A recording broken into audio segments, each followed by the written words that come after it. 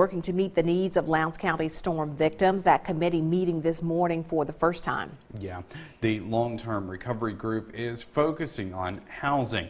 Faith-based groups, volunteer agencies, and community members are joining forces to help. Our Jory Talley joins us in the studio with more on this story. Jory. A similar committee was created back in 2014 to assist storm victims, sparking the idea to bring it back 5 years later. Members met this morning for a meeting, kicking off plans and discussing goals to get the ball rolling.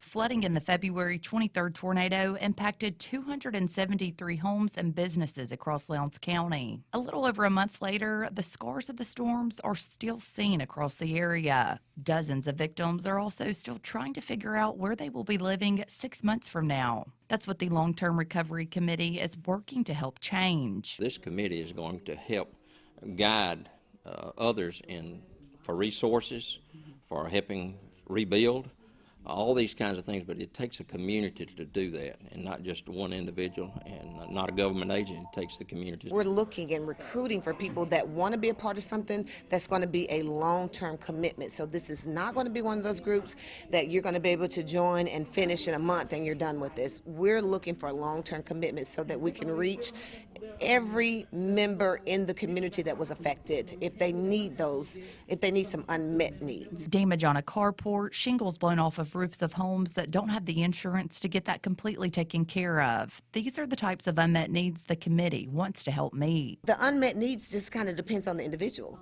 I have individuals that lost their nebulizer, their CPAP machine, and there's no one to replace that. Unmet needs could be a wide variety, and that's the reason we're going to need case managers to actually go and see how can we be effective. Out of the nearly 300 damaged structures, 31% of them were rental properties and 36% of storm victims didn't have insurance. It's going to be those that maybe you did not have the insurance.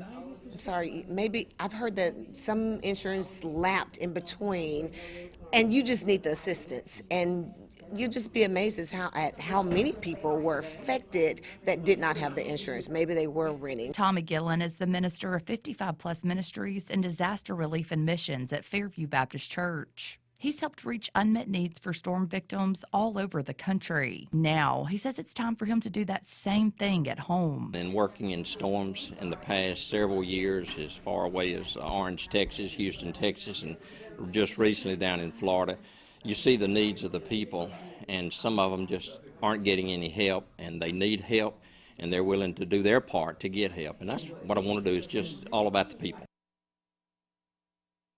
The group is looking for more people to get involved. They're encouraging anyone interested to come to their next meeting on April 10th at 10 at the Lowndes County Emergency Management Agency.